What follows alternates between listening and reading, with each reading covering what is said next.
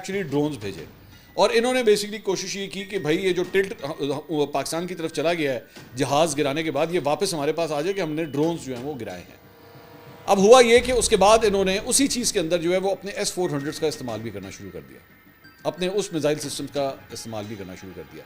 लेकिन जैसे ही वो मिसाइल इन्होंने इस्तेमाल किए, इनकी लोकेशंस जो हैं वो डिटेक्ट हो गई, पता लग गया कि कहाँ से जो है वो ये मिसाइल जो हैं वो फायर किए जा रहे हैं। और उसके बाद पाकिस्तान की जानिब से जब जवाबी हमले किए गए हैं तो उस दौरान इनका एक सिस्टम जो है ना वो भी उड़ गया, S-400। और मेरी नज़र में, मेरी इतलात के मुताबिक ये वो पॉइंट था, it is not the atomic option, क्योंकि मेरी इतलात के मुताबिक वो तो ना डिस्कस हुई है अभी, और अभी मतलब जिस स्टेज के ऊपर हम थे वो मेरी इतलात के मुताबिक वो बिल्कुल आखिर में जाके जो है ना, जब आपको लगे कि भाई सब कुछ ही हाथ से जाने लगा है, ये तब जाके इस्तेमाल होती है। ये मेरा ख्याल में डिलिबरेटली, बल्कि मैं तो इसको समझूंगा ये पाकिस्तान का इमेज ख़राब करने की बिलावजह कोशिश की जा रही है कि जी पाकिस्तान जो है इस ऑप्शन के लिए जाने लगा था। ऐसी बात नहीं है। पाकिस्तान एक बहुत रिस्पॉन्सिबल स्टेट है। ये मुझे तो ये लग रहा है कि जानबूझ के ये जो एक इमेज क्रिएट किया जा रहा है कि जनाब पाकिस्तान तो उसके हाथ पांव भूल गए थे और वो न्यूक्लियर ऑप्शन करने लगा था, ऐसी बात नहीं है।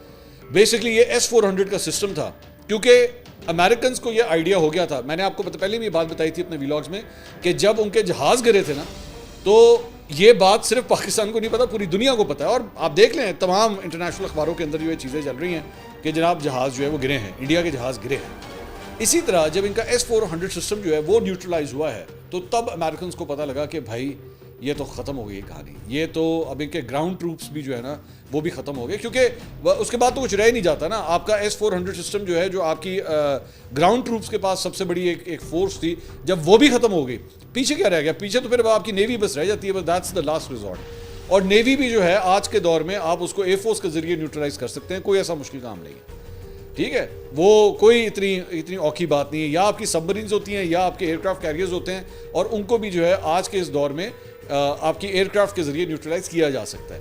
तो बेसिकली वो S-400 का निज़ाम था।